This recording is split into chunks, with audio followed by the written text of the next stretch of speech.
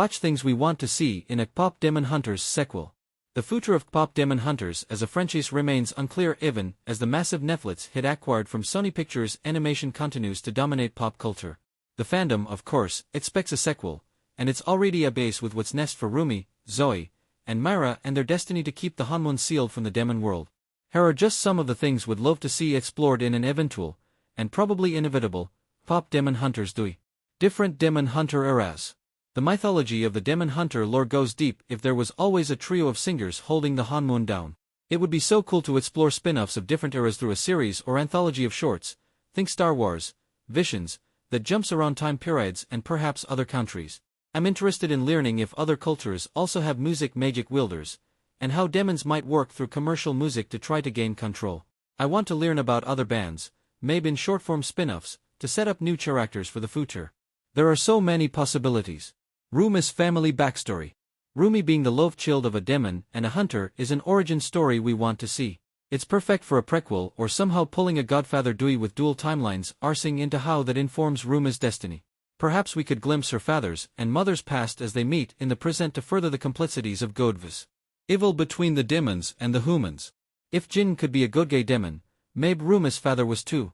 There was so much left unanswered by Celine, Rumi's guardian. We don't really know what happened to her parents or how they were dealt with by Guima and the other good guys. Theories have abounded about Rumi being related to Guima, but being his daughter directly seems unlikely. Maybe his granddaughter? Would that be too Star Warsy? It would be best if Rumi's lineage was explored, without her having to be a product of pure good and pure evil. Bringing Jinu back. Easily we think characters should stay dead, but not this man. Our boy Jin deserves a second chance. His sacrifice was huge, so would like to see him return in some way.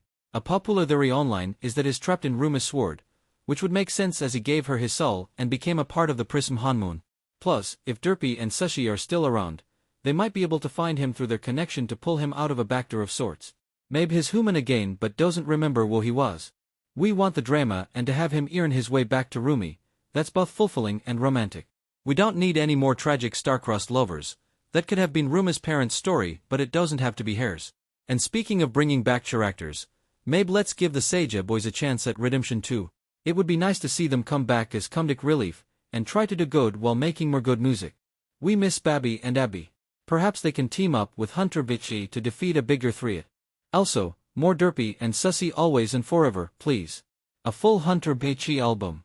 As someone will wish there was a Powerline album out of a Goofy movie, and will excitedly about that special edition Josie and the Pussycats, Duishunoshunoak vinyl, I cannot stress enough that we need a Wool Hunter Bitchy album.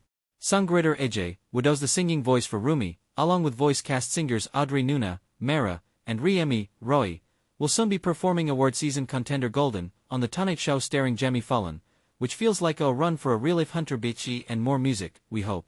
Hunter Bitchy could really do a Wool sequel companion album. That would be so meta. The future of Hunter Bitch feels unlimited, because would be seated to see a sequel movie in a theater or at home, and go to the official tour with Hunter Bitchy light sticks in hand. Do it for the fans. Demon Hunter World Song Contest. Picture it, Hunter Bitchy is the main band we follow as the sequel introduces a bigger global threat that's connected to Rumi's family. Who you gonna call?